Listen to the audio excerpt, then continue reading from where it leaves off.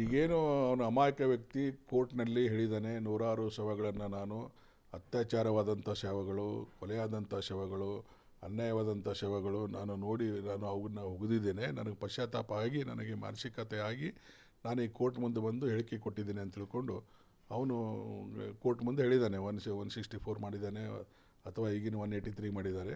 ಅದನ್ನು ಅವರು ಕೋರ್ಟ್ನವರು SIT ಅವರಿಗೆ, ಪೊಲೀಸರಿಗೆ, ತನಿಖೆ ಮಾಡೋರಿಗೆ ಅದನ್ನು ಕೊಡ್ತಾರೆ. ಅದ್ರ ಮೇಲಿಂದಲೇ ನಾವು ತನಿಖೆ ಪ್ರಾರಂಭ ಆಗ್ತದೆ. ಈಗ ಅವನು ಲೀಡ್ ಮಾಡಿ ಅದ್ರ ಜೊತೆಗೆ ಏನು ಎಲ್ಲಿ ಶವ ಹೋಗಿದ್ದೀನಿ ಅಂತ ಹೇಳೋದು ಅವನು ಕರ್ಕೊಂಡು ಹೋಗ್ತಾನೆ, ಅವನೇ ಮುಂದಿರ್ತಾನೆ. ಅದ್ರ ಜೊತೆಗೆ ನಮ್ಮ SIT ಟೀಮ್ ಇರ್ತದೆ, ಇಬ್ಬರು ಪಂಚರು ಇರ್ತಾರೆ, SDM ಮ್ಯಾಜಿಸ್ಟ್ರೇಟ್ ಇರ್ತಾನೆ, ಆನಂತರ ಇವರು FSLದವರು ಒಂದು ಟೀಮ್ ಇರ್ತದೆ, ಅದರಲ್ಲಿ ಲೇಡಿ ಡಾಕ್ಟರ್ಸ್ ಟೀಮ್ ಇರ್ತದೆ, ಮತ್ತು ಜೈಂಟ್ಸ್ ಡಾಕ್ಟ್ರು ಟೀಮ್ ಇರ್ತದೆ. ಇವರೆಲ್ಲರೂ ಸೇರಿಕೊಂಡು ಅಲ್ಲಿ SDM ಏನು ಪಂಚನಾಮ ಮಾಡ್ತಾನೆ, ಅದರಲ್ಲಿ ಏನು ಹುತ್ತದಲ್ಲಿ ಏನು ಜಾಗದಲ್ಲಿ ಏನು ವಸ್ತುಗಳು ಸಿಗ್ತವೆ, ಅಕಸ್ಮಾತ್ ಬೋನ್ ಸಿಕ್ಕರೆ ಬೋನು ಅಥವಾ ಉಗುರು, ಕೂದಲ, ಹಲ್ಲು ಇವೆಲ್ಲ ಮೇಲೆ ನಾವು DNA ಟೆಸ್ಟ್ ಮಾಡಿ ಐಡೆಂಟಿಫೈ ಮಾಡ್ತಾರೆ. ಅದು ಗಂಡು ಹೆಣ್ಣು, ವಯಸ್ಸೆಷ್ಟು, ಯಾವ ಕಾರಣದಿಂದ ಸತ್ತಾನೆ ಅಂತ ಅನ್ನೋದನ್ನು ಪತ್ತೆ ಹಚ್ಚಲಿಕ್ಕೆ ಅನುಕೂಲ ಆಗ್ತದೆ. ಇದು ಅಕಸ್ಮಾತ್ ಅಲ್ಲಿ ಏನಾದರೂ ಇದಕ್ಕೆ ಆಗಲಿಲ್ಲ ಅಂದರೆ ಅಲ್ಲಿರುವಂಥ ವಸ್ತುಗಳು, ಈಗ ಒಂದು ಲೇಡಿ ಸತ್ತರೆ, ಒಂದು ಹುಡುಗಿ ಸತ್ತರೆ, ಅವಳ ಮೈ ಮೇಲೆ ಏನು ಮೆಟಲ್ ಇರುವಂಥ ಆಭರಣಗಳಿದ್ದು, ಉದಾಹರಣೆ ಹೆಣ್ಮಕ್ಳು ಕಿವಿಯಲ್ಲಿ ಓಲೆ ಹಾಕ್ತಾರೆ, ನತ್ತಿಡ್ತಾರೆ ಮೂಗಿಂದು, ಆಮೇಲೆ ಕೊರಳಲ್ಲಿ ಏನೋ ವಸ್ತುಗಳು ಹಾಕ್ಕೊಂಡಿರ್ತಾರೆ, ರಿಂಗ್ ಇರ್ತದೆ, ವಾಚ್ ಇರ್ತದೆ, ಗೆಜ್ಜೆ ಇರ್ತವೆ, ಕಾಲುಂಗುರ ಇರ್ತವೆ ಮದುವೆ ಆಗಿದ್ದರೆ. ಸೊ ಇಂಥ ಅನೇಕ ಮೆಟಲ್ಗಳನ್ನು ಅಥವಾ ತಲೆಯಲ್ಲಿ ಹೇರ್ ಕ್ಲಿಪ್ಪು, ಹೇರ್ ಇದು ಮಾಡುವಂಥ ಕೂದಲು ಕಟ್ಟುವಂಥ ಒಂದು ಪ್ಲಾಸ್ಟಿಕ್ ಕ್ಲಿಪ್ಸು, ಸೊ ಇವೆಲ್ಲ ಅಲ್ಲಿ ನಾವು ಸಿಕ್ಕರೆ ಅವೆಲ್ಲನೂ ಕುಲಂಕುಷವಾಗಿ ಜಪ್ತ್ ಮಾಡ್ತೇವೆ. ಅದು ಜಪ್ತ್ ಮಾಡ್ತೇವೆ. ಅದು ನ್ಯಾಯ ಅಂದ್ರೇನು, ಅದು ಐಡೆಂಟಿಫೈ ಮಾಡಲಿಕ್ಕೆ ಅನುಕೂಲ ಆಗ್ತದೆ. ಇದು ಯಾರ್ದು ಹೆಣ ಅಂತ ಅನ್ನೋದು ಪತ್ತೆ ಹಚ್ಚಲಿಕ್ಕೆ ಅವ್ರ ಸಂಬಂಧಿಕರು ಗೊತ್ತಾಗ್ತದೆ. ಈ ವಸ್ತು ನಮ್ಮ ಹುಡುಗಿದೆ ಅಂತ ಅವ್ರು ಐಡೆಂಟಿಫೈ ಮಾಡ್ತಾರೆ. ಅವಾಗ ನಮಗೆ ಈಸಿ ಆಗ್ತದೆ. ಬರೀ DNA ಟೆಸ್ಟ್ ಮುಖಾಂತರ ಅಲ್ಲ. ಹಿಂದೆ ನಾವು ಈಗ 15-20 ವರ್ಷದಿಂದ DNA ಟೆಸ್ಟ್ ಬಂತು. ಮೊದಲಂತೂ ನಾವು ಬರೀ ಒಂದು ಸ್ಕಲ್ ಸಿಕ್ಕರೆ ಅದನ್ನು ಸೂಪರ್ ಇಂಪೋಸಿಷನ್ ಮಾಡ್ತಿದ್ದೀವಿ. ಅದಕ್ಕೆ ಪ್ಲಾಸ್ಟರ್ ಆಫ್ ಪ್ಯಾರಿಸ್ನಿಂದ ಕವರಪ್ ಮಾಡಿ ಮನುಷ್ಯನ ಆಕೃತಿ ಕೊಟ್ಟು, ಫೇಸ್ ಆಕೃತಿ ಕೊಟ್ಟು, ಅದು ಯಾರ್ದು ಅದು ಅಂತೇಳಿದ್ರೆ ನಾವು ಅದರದ್ದೊಂದು ಚಿತ್ರ ಮಾಡ್ತಿದ್ವಿ. ಚಿತ್ರ ಫೋಟೋ ತೆಗೆದು ಅದನ್ನು ಪ್ರಕಟಣೆ ಕೊಡ್ತಿದ್ವಿ. ಯಾರಾದರೂ ಈ ಚಿತ್ರದಲ್ಲಿರುವಂಥ ವ್ಯಕ್ತಿನ ಗುರ್ತು ಹಿಡಿತೀರಾ, ಇದು ಯಾರು ಸಂಬಂಧಿಕರು ಯಾರಾದರೂ ಇದ್ದರೆ ಅವ್ರಿಗೇನಾದರೂ ಸಂಶಯ ದೃಷ್ಟಿಯಿಂದ ಏನಾದರೂ ಅವನು ಸತ್ತಿದ್ರೆ ಅಥವಾ ಏನಾದರೂ ಇದು ತೊಂದರೆಯಾಗಿ ಸತ್ತಿದ್ರೆ ಅವ್ರ ಬಗ್ಗೆ ನೀವು ಬಂದು ನೀವು ಐಡೆಂಟಿಫೈ ಮಾಡಿ ನಮಗೆ ಇದು ನಮ್ಮ ವ್ಯಕ್ತಿನೇ, ನಮ್ಮ ಹುಡುಗಿನೇ, ನಮ್ಮ ಹೆಣ್ಣನೇ, ಚಿತ್ರದಲ್ಲಿರುವಂಥ ವ್ಯಕ್ತಿ ನಮಗೆ ಸಂಬಂಧಪಟ್ಟವರು ಅಂತೇಳಿದು ಐಡೆಂಟಿಫೈ ಮಾಡಿ ಬಂದು ನಮ್ಮ ಮುಂದೆ ಹೇಳಿಕೆ ಕೊಡ್ತಾರೆ. ಅವ್ರಿಗೆ ಹಿಂಗಾಗಿತ್ತು, ಕಾಣೆಯಾಗಿದ್ದ, ಅಥವಾ ಅವ್ನಿಗೆ ವೈರತ್ವ ಇತ್ತು, ಅವ್ನ ಕೊಲೆ ಆಗಿತ್ತು, ಇನ್ನೂ ಏನೇನೋ ಆಗಿದ್ದು ಹೇಳ್ತಾರೆ. ಸೊ ಅದ್ರ ಮೇಲೆ ನಾವು ತನಿಖೆ ಮಾಡ್ತಿದ್ದೀವಿ. ಈಗಾದರೂ ಸಹ DNA ಟೆಸ್ಟ್ ಅನುಕೂಲ ಆಗದೇ ಇದ್ದರೆ ಸೂಪರ್ ಇಂಪೋಸಿಷನ್ ಮಾಡಬೇಕು SIT ಅವರು. ಮಾಡಿ ಅದನ್ನು ಫೋಟೋ ತೆಗೆದು ಅದು ಪ್ರಕಟಣೆ ಕೊಡಬೇಕು, ಎಲ್ಲ ಪೇಪರ್ದಲ್ಲಿ ಕೊಡಬೇಕು, ಅದು TV ಯಲ್ಲಿ ಕೊಡಬೇಕು, ವೈಡ್ ಪಬ್ಲಿಸಿಟಿ ಕೊಡಬೇಕು. ಅಂದರೆ ಎಲ್ಲ ಜನ ಇದ್ದವರು ಐಡೆಂಟಿಫೈ ಮಾಡ್ಕೊಂಡ್ಬಂದು ಇದು ನಮ್ಮ ಸಂಬಂಧಪಟ್ಟವರು ಅಂತೇಳಿದು ಅವ್ನು ಹೇಳಿಕೆ ಕೊಡ್ತಾರೆ. ಅದ್ರ ಹಿಂದಿನ ಕಥೆ ಹೇಳ್ತಾರೆ. ಅದ್ರ ಮೇಲೆ ನಾವು ಕ್ರಮ ತೊಗೋಬೇಕಾಗ್ತದೆ. ಈಗ ಕೂಡಿರುವಂಥ ವ್ಯಕ್ತಿಗಳು, ಸಾಕ್ಷಿಗಳನ್ನು ನಾವು ಭಾಳ ಇಂಪಾರ್ಟೆಂಟು. ಈಗ ಹೋಗೋದವನು ಹೇಳ್ತಾನೆ, ಅವನು ಬರೀ ನಾನು ಹೋಗಿದ್ದೀನಿ, ಅದನ್ನು ತೆಗೆದು ತೊಡೆದವ್ರು ಬೇರೆ, ಆನಂತರ ಹೆಣ ತಂದು ಕೊಟ್ಟವರು ಬೇರೆ, ಹೊಡೆದವ್ರು ಬೇರೆ, ಒಂದಕ್ಕೊಂದು ಚೈನ್ ಲಿಂಕ್ ಇರ್ತದೆ. ನಾವು ಅದ್ರ ಮೇಲೆ ತನಿಖೆ ಭಾಳ ಈಸಿ ಆಗ್ತದೆ. ಆದರೆ ಒಂದು ಹೇಳಲಿಕ್ಕೆ ಇಷ್ಟಪಡ್ತೇನೆ, ಅದು ಐಡೆಂಟಿಫೈ ಆಗಬೇಕು. ಡೆಡ್ ಬಾಡಿ ಯಾರ್ದು ಅನ್ನೋದು ಭಾಳ ಮುಖ್ಯ. ಅವ್ರ ಸಂಬಂಧಿಕರು ಯಾರಾದರೂ ಐಡೆಂಟಿಫೈ ಆಗಿ ಸಿಕ್ಕರೆ ನಮಗೆ ತನಿಖೆ ಭಾಳ ಈಸಿ ಆಗ್ತದೆ, ಭಾಳ ಇಂಟ್ರೆಸ್ಟಿಂಗು ಇರ್ತದೆ.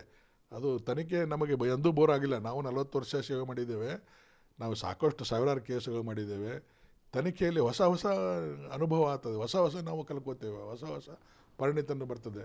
ಈ ಥರ ಯಾವುದೇ ಮುಲಾಜಿಲ್ಲದೆ ತನಿಖೆ ಮಾಡಿ ನ್ಯಾಯವನ್ನು ಕೊಡುವಂಥ ಕೆಲಸ SIT ಅವರು ಮಾಡ್ತಾರೆ.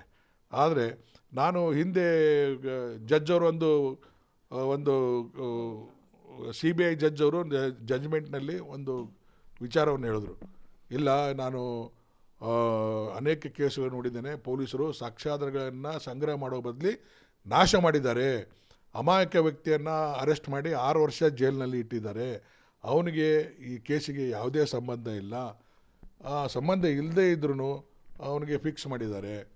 ಇದು ಅವನಿಗೆ ನಾನು ಗೌರವಪೂರ್ವಕವಾಗಿ ಬಿಡುಗಡೆ ಮಾಡ್ತೇನೆ ಅಂತ ತಿಳ್ಕೊಂಡು ನಾನು ಜಡ್ಜ್ಮೆಂಟ್ ನೋಡಿದ್ದೇನೆ, ಸಾಕಷ್ಟು ಜಡ್ಜ್ಮೆಂಟು. ಗೌರವಪೂರ್ವಕವಾಗಿ ನಾನು ಬಿಡುಗಡೆ ಮಾಡ್ತೀನಿ ಅಂತ ಹೇಳುವಂಥ ವಾಕ್ಯ ಏನಿದೆ, ಆ ಜಡ್ಜ್ ಮೇಲೆ ಎಷ್ಟು ಪರಿಣಾಮ ಆಗಿರ್ಬೇಕು, ಅವ್ರ ಮನಸ್ಸಿನ ಮೇಲೆ ಎಷ್ಟು ಪರಿಣಾಮ ಆಗಿರ್ಬೇಕು.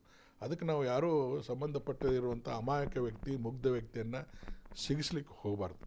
ಅವೇನೋ ಹಿಂದೆ ಆಗಿದ್ದಾವೆ, ಯಾವುದೋ ಕಾರಣ ಇರಬೇಕು, ಯಾವುದೋ ಬಲವಾದ ಕಾರಣದ ಕೈ ಪ್ರಭಾವ ಇರ್ಬೋದು, ಹೀಗಾಗಿ ಈಲ್ಡಾಗಿ ಮಾಡಿರ್ತಾರೆ. ಸೊ ಈಗ SIT ಮೇಲೆ ನಾವು ವಿಶ್ವಾಸ ಇಡೋಣ, SIT ಮೇಲೆ ವಿಶ್ವಾಸ ಇಡೋಣ. ಅದು ವಿಶ್ವಾಸ ಇಟ್ಟು ಜನರು ಸಹಕಾರ ಇಂಪಾರ್ಟೆಂಟ್. ಇದರಲ್ಲಿ ಜನರು ನಮಗೆ ಸಹಾಯ ಮಾಡಬೇಕು, ಸಹಕಾರ ಕೊಡಬೇಕು, ಪಂಚರ್ ಸಹಿ ಮಾಡಬೇಕು. ಬರ್ರಪ್ಪ, ಈಗ ಹೆಣ ನಿನ್ನೆ ನೋಡಿ ಜಾಗ ತೋರಿಸ್ಲಿಕ್ಕೆ ಹೋದ, ಸಾವಿರಾರು ಜನ ಸೇರಿರ್ತಾರೆ. ನಾವು ಎಷ್ಟೇ ಬಂದೋಬಸ್ತು ಮಾಡಿದ್ರು ಈಗ ಇವತ್ತೂ ಎಕ್ಸ್ಯೂಮ್ ಮಾಡೋಕ್ಕೆ ಜನ ನೋಡಲಿಕ್ಕೆ ಕ್ಯೂರಿಯಾಸಿಟಿಯಿಂದ ಬರ್ತಾರೆ ನೋಡಲಿಕ್ಕೆ. ಸಾವಿರಾರು ಜನ ಸೇರಿದ್ರು, ನೀವು ಬರ್ರಪ್ಪ ಒಂದು ಇಬ್ಬರು ಬಂದು ಸಹಿ ಮಾಡಿದ್ರು ನಮ್ಮ ಪಂಚನಾಮೆಗೆ ಅಂದರೆ ಒಬ್ಬನೂ ಬರೋದಿಲ್ಲ, ನಮಗೆ ಸಹಕಾರ ಕೊಡೋದಿಲ್ಲ. ಯಾಕಂತಂದ್ರೆ ಅವ್ರಿಗೂ ಪ್ರಾಬ್ಲಮ್ ಇರ್ತದೆ, ಕೋರ್ಟಿಗೆ ಅಡ್ಡಾಡಬೇಕು, ಅದೇನೋ ಮನೆ ಕೂತಿಂದ ಮಿಂಡಗಾರ ಚಾಕರಿ ಮಾಡಿದ್ರಂತೆ. ಹಾಗೆ ನಮಗೆ ಆಗಬೇಕಿದು. ಕೆಲವೊಬ್ಬರು ಪ್ರಭಾವಿ ಆರೋಪಿಗಳು ಇರ್ತಾರೆ, ಪ್ರಭಾವಿ ವ್ಯಕ್ತಿಗಳು ಆರೋಪಿಗಳು ಇರ್ತಾರೆ, ರೌಡಿಗಳು ಇರ್ತಾರೆ. ಹಾಗೆ ಎಷ್ಟೋ ಸಾಕ್ಷಿ ಹೇಳಿ ಬಂದು ಹೊರಗೆ ಕೊಲೆ ಆದಂಥ ಪ್ರಸಂಗ ನಾವು ಕೋರ್ಟ್ ಆವರಣದಲ್ಲೇ ನೋಡಿದ್ದೇವೆ. ಮೊನ್ನೆ ಲಾಸ್ಟ್ ವೀಕ್ ಒಂದು ಸೌದತ್ತಿಯಲ್ಲಿ ತಾಯಿ ಮಗಳು ಮರ್ಡರ್ ಆಯ್ತು, ಕೋರ್ಟ್ ಆವರಣದಲ್ಲಿ ಸಾಕ್ಷಿ ಹೇಳಿ ಬಂದಿದ್ದಕ್ಕೆ ಮರ್ಡರ್ ಆಯ್ತು. ಸೊ ನಾವು ಏನು ರಕ್ಷಣೆ ಕೊಡ್ತೀವಿ? ಕಾನೂನು ಪ್ರಕಾರ ರಕ್ಷಣೆ ಕೊಡಬೇಕು ಸಾಕ್ಷಿದಾರರಿಗೆ ಅಂತ ಇದು ಇದೆ. ಆದರೆ ಏನು ಅದು ನಾವು ಯಾವ ರೀತಿ ಸಾಕ್ಷಿ ಕೊಡಲಿಕ್ಕೆ ಆಗೋದಿಲ್ಲ.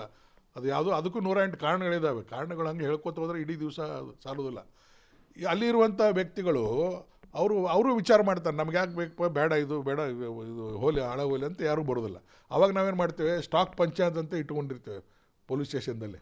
ಯಾರೂ ಸಿಗದೇ ಇದ್ದರೆ ಅವನಿಗೆ ಅವನು ಸಹಿ ಮಾಡ್ತೇವೆ. ಅವನು ಹಗಲೆಲ್ಲ ಬಂದು ಜಡ್ಜಿಗೂ ಅವನು ಮುಖ ಪರಿಚಯ ಇರ್ತದೆ. ಏನೋ ಎಲ್ಲ ಕೇಸಿನ ನೀನೇ ಬರ್ತೀಯಲ್ಲೋ, ಪೊಲೀಸರು ಯಾರು ನಿಮ್ಮ ಬೇರೆ ನಮಗೂ ಕೇಳ್ತಾರೆ, ಏನು ರೀ ಬೇರೆ ಯಾರೂ ಸಿಗಲಿಲ್ಲ ನಿಮಗೆ ಅಂತ. ಏನು ಮಾಡೋದು ಸರ್, ನಮ್ಮ ಕಷ್ಟ ನಮಗೆ ಗೊತ್ತು, ಬಾ ಅಂದರೆ ಅವನು ಬರೋದಿಲ್ಲ, ಸಹಿ ಮಾಡೋದಿಲ್ಲ. ಏನು ಮಾಡೋದು? ಜನರು ಸಹಕಾರ ಇದ್ರೆ ತಾನೇ ಮಾಡೋದು. ಅದಕ್ಕೆ ಯಾರೂ ಸಿಗಲಿಲ್ಲ ಅಂದ ಕೂಡ ನಾವು ಅನಿವಾರ್ಯವಾಗಿ ಪಂಚರ್ ಮಾಡಲೇಬೇಕಲ್ಲ ಪ್ರೊಸೀಜರ್ ಪ್ರಕಾರ. ಅದಕ್ಕೆ ಇವ್ನು ಹಿಡ್ಕೊಂಬಂದು ನಾವು ಹಾಕ್ತೀವಿ, ನಾವು ಏನು ಮಾಡೋದು ಸರ್ ಅಂತ ಹೇಳಿದ್ವಿ. ಅವಾಗ ಜಡ್ಜು ನಗ್ತಿರ್ತಾರೆ. ಸೊ ಈ ಥರ ಅನೇಕ ಘಟನೆಗಳಾಗ್ತವೆ. ಪೊಲೀಸರಿಗೆ ತನಿಖೆಗೆ ಜನರ ಸಹಕಾರ ಇಂಪಾರ್ಟೆಂಟ್. ಸಹಕಾರ ಕೊಟ್ಟರೆ ನಾವು ಖಂಡಿತವಾಗಿ ನ್ಯಾಯ ಒದಗಿಸಲಿಕ್ಕೆ ಅನುಕೂಲ ಆಗ್ತದೆ. ಈ ಕೇಸಿನಲ್ಲಿ ಜನರು ವಿಶ್ವಾಸ ಇಡಬೇಕು. ಏನೋ ನಮ್ಮಲ್ಲಿ ಏನೋ ಹಿಂದಾಗಿದ್ದಾವೆ, ಕೆಟ್ಟವರು ಇದ್ದಾರೆ, ಆಗಿದ್ದಾಗಿದೆ. ಈಗಿರುವಂಥ ಸೊಸೈಟಿಯಲ್ಲಿ ಒಳ್ಳೆಯ ಅಧಿಕಾರಿಗಳಿದ್ದಾರೆ, ಪ್ರಾಮಾಣಿಕ ಅಧಿಕಾರಿಗಳಿದ್ದಾರೆ, ನಿಷ್ಪಕ್ಷಪಾತವಾಗಿ ನಡ್ಕೊಳ್ಳುವಂಥ ಅಧಿಕಾರಿಗಳಿದ್ದಾರೆ. ಅವ್ರ ಮೇಲೆ ವಿಶ್ವಾಸ ಇಟ್ಟು ಅವರು ಒಂದು ಯಾವುದೇ ಮುಲಾಜಕ್ಕೆ ಒಳಗಾಗದೆ ನಿರ್ಭಡೆಯಿಂದ ತಾಂತ್ರಿಕವಾಗಿ, ವೈಜ್ಞಾನಿಕವಾಗಿ, ಕಾನೂನುಬದ್ಧವಾಗಿ ತನಿಖೆ ಮಾಡಿದ್ರೆ ಖಂಡಿತವಾಗಿ ಜಯ ಸಿಗ್ತದೆ. ಆ ಸತ್ತವರ ಆತ್ಮ ಏನಲ್ಲಿ ತಿರುಗ್ತಿರ್ತಲ್ಲ, ಗಿರ್ಕಿ ಹೊಡಿತಿರ್ತದೆ ಅದು ಧರ್ಮಸ್ಥಳದಲ್ಲಿ, ಅವ್ರಿಗೂ ನೆಮ್ಮದಿ ಸಿಗಲಿ, ಅದಕ್ಕೂ ಆತ್ಮಕ್ಕೆ ಏನಂತಾರೆ ಮೋಕ್ಷ ಸಿಗಲಿ. ಆ ಸತ್ತವರಿಗೆ ನ್ಯಾಯ ಒದಗಿಸಲಿ, ಅವ್ರ ಸಂಬಂಧಿಕರಿಗೆ ನ್ಯಾಯ ಒದಗಿಸಲಿ. ಅಟ್ಲೀಸ್ಟು ಸತ್ತ ಹೆಣ ಅಂತೂ ವಾಪಸ್ ಬರೋದಿಲ್ಲ, ಹುಟ್ಟಿ ಬರೋದಿಲ್ಲ.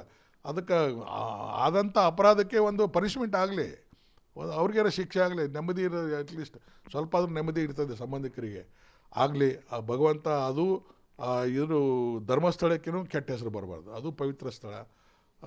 ಅಲ್ಲಿ ನಾವು ಭಕ್ತರು ರೀ ಅದ್ರದ್ದು. ನಾವು ಮಂಜುನಾಥನ ಭಕ್ತರನ್ನೇ ನಾವು. ಪುಣ್ಯಾತ್ಮ ದೇವ ಮಂಜುನಾಥ ಜನರಿಗೂ, SIT ಅವರಿಗೂ, ತನಿಖೆ ಮಾಡೋರಿಗೆ, ಆರೋಪಿಗಳಿಗೆ, ಸಾಕ್ಷಿದಾರರಿಗೆ, ಸಹಕಾರ ಕೊಡೋರಿಗೆ ಒಳ್ಳೆ ಬುದ್ಧಿ ಕೊಡಲಿ, ಅವರಿಗೆ ನ್ಯಾಯ ಒಟ್ಟಿನ ಮೇಲೆ ಸತ್ತವರಿಗೆ ನ್ಯಾಯ ಸಿಗಲಿ ಅಂತ ಈ ಸಂದರ್ಭ ಹೇಳಲಿಕ್ಕೆ ಇಷ್ಟಪಟ್ಟು